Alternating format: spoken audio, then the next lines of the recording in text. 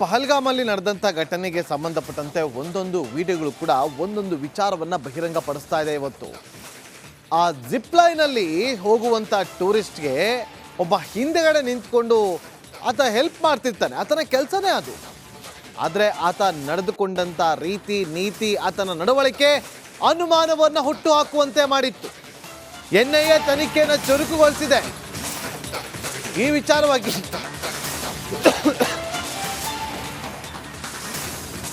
NIA ಅಧಿಕಾರಿಗಳ ತಂಡದಿಂದ ತನಿಖೆ ನಡೀತಾ ಇದೆ.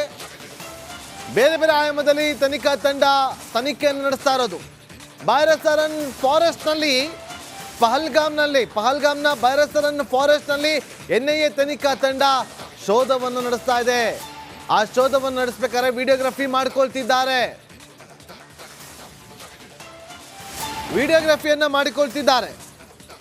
ನೋಡಿ, ಇದು NIA ತೀವ್ರ ತನಿಖೆಯನ್ನು ನಡೆಸ್ತಾ ಇದೆಯಲ್ಲ. ಜಿಪ್ ಲೈನಲ್ಲಿ ಆತ ಟ್ರೈನರ್ ಯಾರೊಬ್ಬ ಇದ್ನಲ್ಲ, ಟೂರಿಸ್ಟ್ಗಳಿಗೆ ಗೈಡ್ ಮಾಡ್ತಿದ್ನಲ್ಲ, ಆತನನ್ನ ವಶದಲ್ಲಿಟ್ಟುಕೊಂಡು ಎನ್ಕ್ವೈರಿ ಮಾಡ್ತಿರುವಂಥ NIA ಇದೇ ಜಾಗದಲ್ಲಿ ಆತನನ್ನು ಇರಿಸಿಕೊಂಡು ತನಿಖೆಯನ್ನು ಮಾಡ್ತಾ ಇದ್ದಾರೆ. ಪ್ರಶ್ನೆಗಳನ್ನು ಸುರಿಮಳೆಗೈತಿದ್ದಾರೆ. ಆತನಿಂದ ಒಂದಷ್ಟು ಮಾಹಿತಿಗಳನ್ನು ಕೂಡ ಕಲೆ ಹಾಕ್ತಿದ್ದಾರೆ. ಈ ನಡುವೆ NIA ತನಿಖೆಯನ್ನು ಚುರುಕುಗೊಳಿಸಿದ್ದು, ಪ್ರತಿಯೊಂದನ್ನು ಕೂಡ ವಿಡಿಯೋಗ್ರಫಿ ಮಾಡ್ಕೊಳ್ತಾ ಇದ್ದಾರೆ.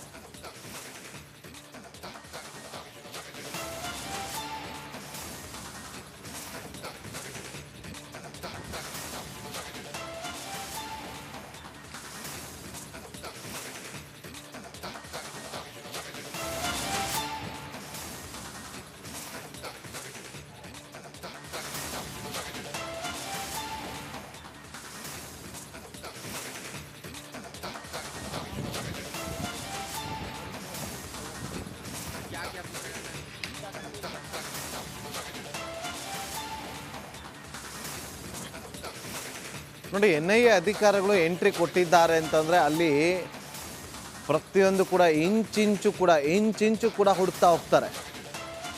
ಅವರು ನಡೆದು ಬಂದಂಥ ದಾರಿ, ಯಾವ ದಾರಿಯಲ್ಲಿ ಬಂದಿದ್ರು, ಯಾವ ದಾರಿಯಲ್ಲಿ ಎಲ್ಲೆಲ್ಲಿ ಹೋಗಿದ್ದಾರೆ ಅನ್ನೋದ್ರ ಬಗ್ಗೆ ಸಂಪೂರ್ಣವಾದಂತಹ ಇನ್ಫಾರ್ಮೇಷನನ್ನು ಕಲೆಕ್ಟ್ ಮಾಡ್ತಾರೆ.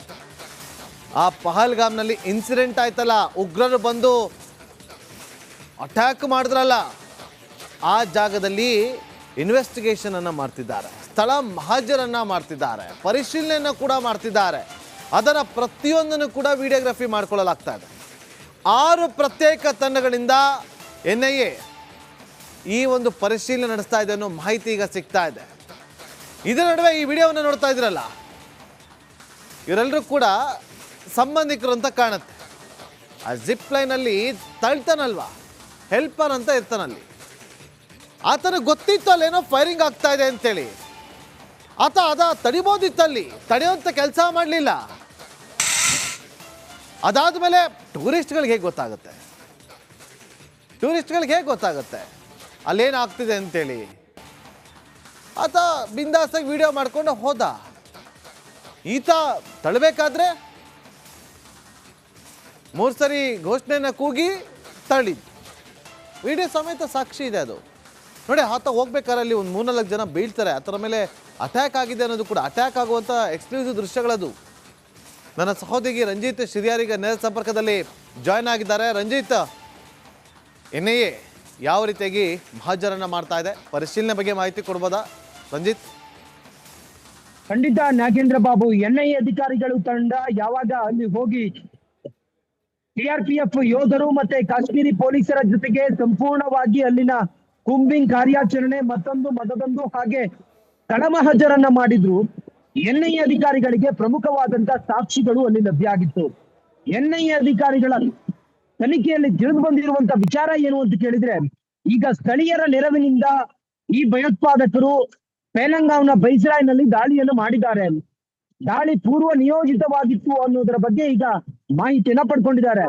ಫೊರೆನ್ಸಿಕ್ ಅಧಿಕಾರಿಗಳಿಂದ ಒಂದಿಷ್ಟು ಟೆಕ್ನಿಕಲ್ ಎವಿಡೆನ್ಸ್ ಅನ್ನ ಸಂಗ್ರಹಿಸಿರುವಂತ NIA ಅಧಿಕಾರಿಗಳು ಈ ದಾಳಿಗೂ ಮುನ್ನ ಅವರು ಮಾಡಿದಂತ ತಯಾರಿಯ ಕುರಿತಾಗಿ ಈಗ ಡೀಟೇಲ್ ಮಾಹಿತಿಯನ್ನ NIA ಅಧಿಕಾರಿಗಳು ತೆಗೆದುಕೊಂಡಿದ್ದಾರೆ. ಸುಮಾರು ಈವರೆಗೂ ಕೂಡ ಸ್ಥಳೀಯ ಸುಮಾರು 4-5 ಜನರನ್ನ ವಶಕ್ಕೆ ಪಡ್ಕೊಂಡಿದ್ದಾರೆ ಅನ್ನೋದ್ರ ಬಗ್ಗೆ ಮಾಹಿತಿ ಇದೆ. 4-5 ಜನರನ್ನ ವಶಕ್ಕೆ ಪಡೆದುಕೊಂಡು ಅವರಿಂದ ಸಂಪೂರ್ಣವಾದಂತ ಈ ದಾಳಿಯ ಕುರಿತಾಗಿ ಮಾಹಿತಿಯನ್ನ ಪಡ್ಕೊಳ್ತಾ ಇದ್ದಾರೆ ಎನ್ಐಎ ಅಧಿಕಾರಿಗಳು. ಈ ಸ್ಥಳೀಯರ ನೆರವಿನಿಂದ ಸುಮಾರು 7 ಜನ ಪಾತಕಿಗಳು ದಾಳಿ ಮಾಡಿದ್ದಾರೆ ಅನ್ನೋದ್ರ ಬಗ್ಗೆ ಈಗ ವಿಡಿಯೋ ಸಾಕ್ಷಿಗಳೇನ್ ಸಿಕ್ಕಿದಾವೆ ಅವು ಸಾರಿ ಹೇಳ್ತಾ ಇದೆ. ಈ ನಿಟ್ಟಿನಲ್ಲಿ ಎನ್ಐಎ ಅಧಿಕಾರಿಗಳು ನಿರಂತರವಾಗಿ ಈಗ ಸ್ಥಳ ಮಹಜರು ಮತ್ತೆ ಅಲ್ಲಿ ಅಧಿಕಾರಿಗಳಿಂದ FSL ಅಧಿಕಾರಿಗಳಿಂದ ತೆಗೆದುಕೊಂಡಂತ ಟೆಕ್ನಿಕಲ್ ಎವಿಡೆನ್ಸ್ ನ ಮೇಲೆ ಈಗ ಅಲ್ಲಿ ತನಿಖೆ ಮಾಡ್ತಾ ಇದ್ದಾರೆ. ಎನ್ಐಎ ಅಧಿಕಾರಿಗಳ ತನಿಖೆ ವೇಳೆ ಈಗ ತಿಳಿದಿರುವಂತ ವಿಚಾರ ಅಂತ ಕೇಳಿದ್ರೆ ಸುಮಾರು 7 ಜನ ಪಾಕಿಸ್ತಾನದ ಭಯೋತ್ಪಾದಕರಿದ್ದಾರಲ್ಲ, ಅದರಲ್ಲಿ 3 ಜನ ಪಾಕಿಸ್ತಾನದವರು ಹಾಗೆ 2 ಇಲ್ಲಿಯ ಸ್ಥಳೀಯರು ಅನ್ನೋದ್ರ ಬಗ್ಗೆ ಮಾಹಿತಿ ಲಭ್ಯ ಆಗಿದೆ. ಇವರೆಲ್ಲರೂ ಕೂಡ ಪಾಕಿಸ್ತಾನದಿಂದ ಕಾಲ್ನಡಿಗೆಯಲ್ಲಿ 22 ಕಿಲೋಮೀಟರ್ ಆ ಕಾಡಿನ ಮಾರ್ಗವಾಗಿ ನಡೆದುಕೊಂಡು ಬಂದಿದ್ರು ಅನ್ನೋದ್ರ ಬಗ್ಗೆ ಮಾಹಿತಿ ಲಭ್ಯ ಆಗಿದೆ. ಅದ್ರ ಜೊತೆಗೆ ಇವರು ಈ ಕೃತ್ಯವನ್ನ ಎಸಗುವುದಕ್ಕೆ ಸುಮಾರು 1 ತಿಂಗಳಿನಿಂದಲೂ ಕೂಡ ಇವರು ತಯಾರಿಯನ್ನ ಮಾಡ್ಕೊಂಡಿದ್ರು ಅನ್ನೋದ್ರ ಬಗ್ಗೆಯೂ ಕೂಡ ಮಾಹಿತಿ ಲಭ್ಯ ಆಗಿದೆ. ಮತ್ತೊಂದು ಕಡೆಯಲ್ಲಿ ಭಾರತ ಸಂಪೂರ್ಣವಾಗಿ ಚೀನಾದ ತಂತ್ರಜ್ಞಾನವನ್ನ ಬ್ಯಾನ್ ಮಾಡಿದೆ.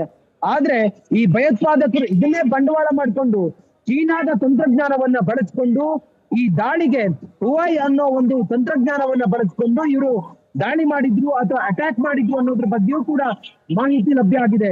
ಸದ್ಯ ಇದೆಲ್ಲದರ ಜಾಡಿನ ಈಗ ಎನ್ಐಎ ಅಧಿಕಾರಿಗಳು ಬಿಡಿಸುತ್ತಿದ್ದಾರೆ. ಆ ನಿಟ್ಟಿನಲ್ಲಿ ಕಾರ್ಯಾಚರಣೆ ನಿರಂತರವಾಗಿ ಸಾಗ್ತಾ ಇದೆ. ಮತ್ತೊಂದು ಕಡೆಯಲ್ಲಿ ಎನ್ಐಎ ಅಧಿಕಾರಿಗಳಿಗೆ ಸಿಕ್ಕಿರುವಂತ ಬಲವಾದ ಸಾಕ್ಷಿ ಅಂತ ಹೇಳಿದ್ರೆ ಅಲ್ಲಿ ಸ್ಥಳೀಯ ಒಬ್ಬ ಫೋಟೋಗ್ರಾಫರ್ ಆತ ದಾಳಿಯಾದಾಗ ಆತ ಮರದ ಮೇಲೆ ಹತ್ತಿಕೊಂಡು ಗಾಬರಿಯಾಗಿ ಮರದ ಮೇಲೆ ಹತ್ತಿಕೊಂಡು ಆತ ಸಂಪೂರ್ಣ ಘಟನೆಯ ಚಿತ್ರೀಕರಣವನ್ನ ಮಾಡಿದ. ಆ ಚಿತ್ರೀಕರಣದ ಸಾಕ್ಷಿ ಈಗ ಎನ್ಐಎ ಅಧಿಕಾರಿಗಳ ಬಳಿಗೆ ಲಭ್ಯ ಆಗಿದೆ. ಎನ್ಐಎ ಅಧಿಕಾರಿಗಳು ಇದರ ಆಧಾರದ ಮೇಲೆ ಈಗ ಪರಿಶೀಲನೆ ಮಾಡ್ತಾ ಇದ್ದಾರೆ. ಯಾವಾಗ ಈ ಭಯೋತ್ಪಾದಕರು ಆರ್ಮಿ ಡ್ರೆಸ್ ನಲ್ಲಿ ಬಂದು ಇವರು ದಾಳಿಯನ್ನ ಮಾಡಿದ್ರು, ಇವರು ಮನ್ಸೋ ಇಚ್ಛೆ ಅಲ್ಲಿ ಗುಂಡಿನ ದಾಳಿಯನ್ನ ಮಾಡಿದ್ರು, AK-47 ಮತ್ತು M4 ರಿವಾಲ್ವರ್ ನಿಂದ ಇವರು ದಾಳಿ ಮಾಡಿದ್ರು ಅನ್ನೋದ್ರ ಬಗ್ಗೆಯೂ ಕೂಡ ಈಗ ಎನ್ಐಎ ಅಧಿಕಾರಿಗಳು ಒಂದೊಂದೇ ಮಾಹಿತಿಯನ್ನ ಹೊರಗಿಡುತ್ತಾ ಇದ್ದಾರೆ.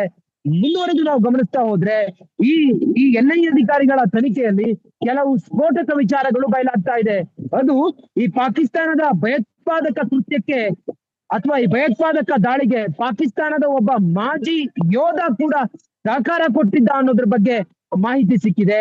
ಹಾಗೆ ಪಾಕಿಸ್ತಾನದಿಂದ ಈ ದಾಳಿಯ ಸಂಪೂರ್ಣವಾದಂತ ಕಂಟ್ರೋಲ್ ಇತ್ತು ಅನ್ನೋದ್ರ ಬಗ್ಗೆಯೂ ಕೂಡ ಈಗ ಎನ್ಐಎ ಅಧಿಕಾರಿಗಳ ಮುಂದೆ ಮಾಹಿತಿ ಇದೆ.